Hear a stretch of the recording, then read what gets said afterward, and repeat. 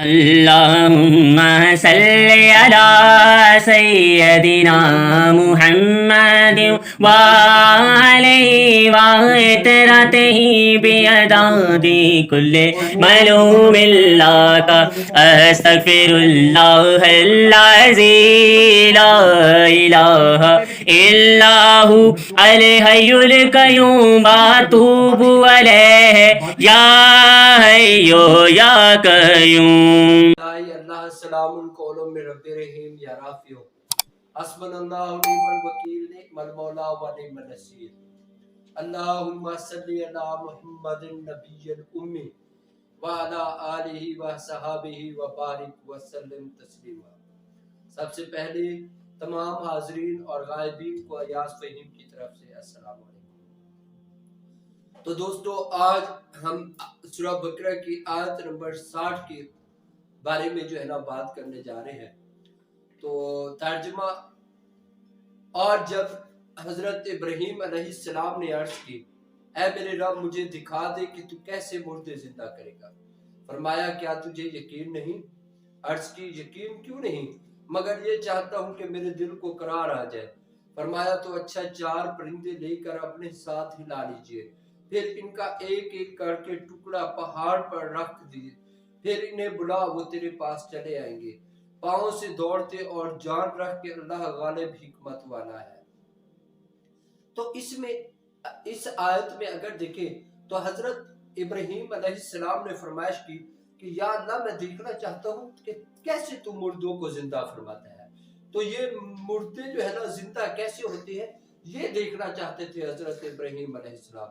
تو حضرت ابراہیم علیہ السلام نے جب یہ بات کی تو اللہ تبارک و تعالیٰ نے فرمایا کہ اے ابراہیم تمہیں یقین نہیں ہے کہ میں مردوں کو زندہ کر سکتا ہوں. تو اللہ حضرت ابراہیم علیہ السلام نے فرمایا عرض کی اے میرے باری تعالیٰ مجھے یقین ہے کہ تم مردوں کو زندہ کر سکتے ہیں، لیکن میں یہ چاہتا ہوں کہ پھر بھی دل کے قرار کے لیے، کیونکہ یہ انسانی خصلت ہے، انسان کو تجسس رہتا ہے، اس کے سامنے جب بات ہوتی ہے وہ یقین تو کر لے گا لیکن تجسس اس کا رہے گا کہ وہ ہر ایک چیز کا مشاہدہ کرے، دیکھے. وہ کیا کرے؟ دیکھے. اور اسی دیکھنے کے تجسس میں اسی جو ہے نا کیا خصلت کی وجہ سے، بالکل اسی خصلت کی وجہ سے حضرت ابراہیم علیہ السلام نے بھی فرمایا کہ میں انہیں دیکھنا چاہتا ہوں. تو اللہ تبارک و تعالیٰ نے بالکل معجزاتی طور پر اسی طرح سے جس طرح سے آیات میں فرمایا کہ دیکھ سکتے ہو. تو اب یہ اس آیت سے ہمیں کیا سبق ملتا ہے، ہمیں کیا ملتا ہے؟ تو اس آیت سے ایک بات تو یہ جو ہے نا ثابت ہوگی کہ ایسا میرے اللہ نے کرنا ہے.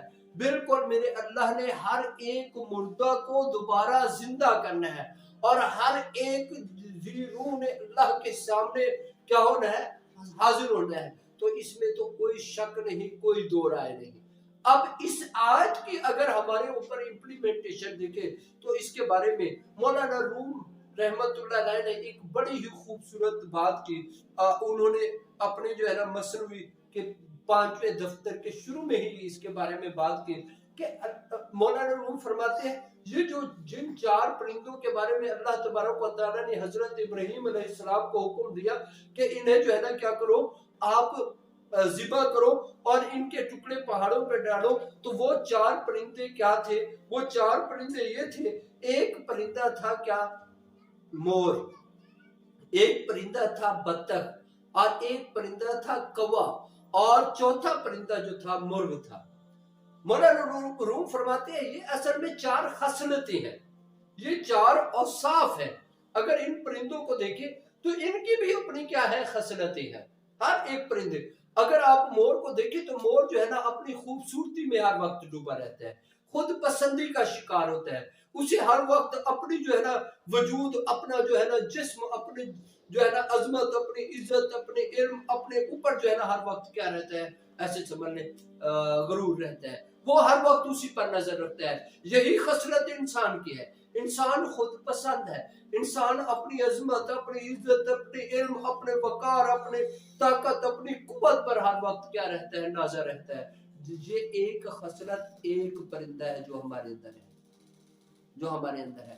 اسی طرح سے دوسری جو خصلت ہے جو دوسرا پرندہ ہے وہ بطخ ہے، اور بطخ کی ایک خاص خاصیت ہے، وہ حریص ہوتی ہے. اسے اگر دیکھیں تو ہر وقت جو ہے نا اس کا منہ جو ہے نا زمین کی طرف رہتا ہے. وہ ہر ایک چیز گند ہو، صحیح ہو، غلط ہو، وہ جو ہے نا ہر وقت کھاتی رہتی ہے، پھرتی رہتی ہے. اسے پیٹ کے علاوہ کوئی اور چیز نہیں دکھائی دیتی. تو وہ جس طرح کا بھی ہو، صحیح ہے، غلط ہے، وہ جو ہے نا حلال ہے، حرام ہے، اسے اس بات کی تمیز نہیں ہوتی. وہ ہر وقت جو ہے نا بس کھانے کی طرف لگی رہتی ہے.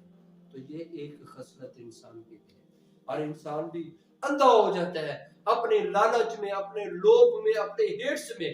اسے بھی اچھے برے کی تمیز نہیں رہتی. ہر وقت جو ہے نا اپنے اس اندھے پیٹ کی جہنم کو بھرنے کے لیے وہ جو ہے نا کبھی کسی کی چیزیں چرا رہا ہوتا ہے، کبھی کسی کے حق پر ڈاکہ مارتا ہے، تو کبھی کسی سے چھینتا ہے، تو کبھی جو ہے نا کسی کا حق مارتا ہے، کبھی کسی کو بھوکا چھوڑتا ہے، تو کبھی رشوت لے رہا ہے، کبھی ناجائز ذرائع سے اکٹھا کر رہا ہے، کبھی ناجائز نفع کما رہا ہے. تو یہ جو ہے نا یہ ہرس جو ہے نا انسان کے اندر موجود ہے. یہ دوسرا پرندہ ہے. اسی طرح سے تیسرا پرندہ جو ہے نا کیا ہے؟ کوا. کوا جو ہے نا یہ کیا ہوتا ہے؟ ہوشیار ہوتا ہے، چلاک ہوتا ہے، یہ فریبی ہوتا ہے، یہ فریبی ہوتا ہے، یہ لالچی ہوتا ہے. تو یہ بھی ہمارے اندر آپ دیکھیں تو یہ خصلتیں موجود ہیں. یہ بھی ہمارے اندر یہ خصلتیں موجود ہیں. اور چوتھے نمبر پر جس پرندے کا نام لیا گیا ہے وہ مرغ ہے. اس کے اندر شہوت ہے. آپ لوگوں کو پتہ ہے انسان کی سب سے بڑی کمزوری جو ہے نا وہ کیا ہے؟ شہوت. اور شیطان پتہ کیا کرتا ہے؟ شیطان انسان پر جو سب سے اخیر پہ جو وار کرتا ہے وہ اس کی شہوت کو ابھارتا ہے. اس کے سامنے زن کا جو ہے نا ہتھیار چلاتا ہے. اور یہ زن کا ہتھیار ایسا ہتھیار ہے جس کے اوپر کسی کا جو ہے نا قابو نہیں ہوتا.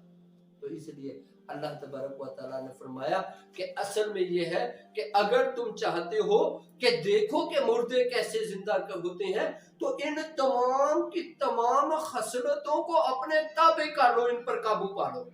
یہ جو ہلانا ہے اصل میں ان کو اپنے تابع کرنا ہے. جب آپ تابع کر لو گے، جب ان تمام چیزوں کو کیا کرو گے؟ اپنے تابع کر لو گے، تو تب تم دیکھو گے وہ تمام کے تمام مردہ اوصاف جو تمہارے اندر میری طرف سے رکھے گئے ہیں، وہ تمام کی تمام خاصیتیں جو میری طرف سے تمہارے اندر رکھے گئے ہیں وہ تمام کے تمام زندہ ہو جائیں گے. اور تم دیکھ لو گے کہ اللہ کیسے مردوں کو زندہ فرماتا ہے.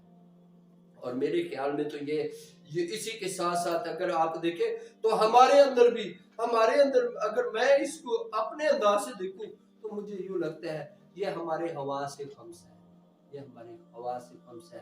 یہ آنکھ، ناک، کان، زبان، یعنی یہ جو ہے نا ہماری آنکھ ہوگی، یہ ہمارے کان ہو گئے، یہ ہماری زبان ہوگی، یہ ہماری زبان ہوگی.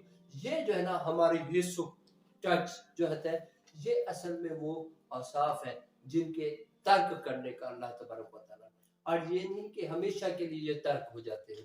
تو اللہ تبارک و تعالیٰ جب جو ہے نا اللہ کے لیے ان تمام چیزوں کو بندہ ترک کرتا ہے تو پھر جو ہے نا انسان دیکھ لیتا ہے کس طرح سے اللہ نے جو ہے نا ہر ایک چیز کو جو ہے نا کیا کیا؟ بہترین انداز سے بہترین انداز سے زندہ کرے گا. تو اس لیے دوستو کرنا کیا ہے؟ اللہ کی محبت میں گرفتار ہونا ہے، اسی کی طرف نظریں جمانی ہے. یہ تمام دنیا کی لالچیں، یہ تمام مناظر کے پیچھے پاگل ہونا چھوڑ کے اللہ کے عشق میں، اللہ کی محبت میں اور اس کے رسول کی محبت میں غرق ہونا ہے. یہ جو پیٹ کا ایندھن ہے اسے جو ہے نا کیا کرنا ہے؟ بھرنے کے بجائے اللہ پر توکل رکھنا ہے اور اللہ کے پاکیزہ دیے گئے رزق میں سے اس کو جو ہے نا بھرنا ہے.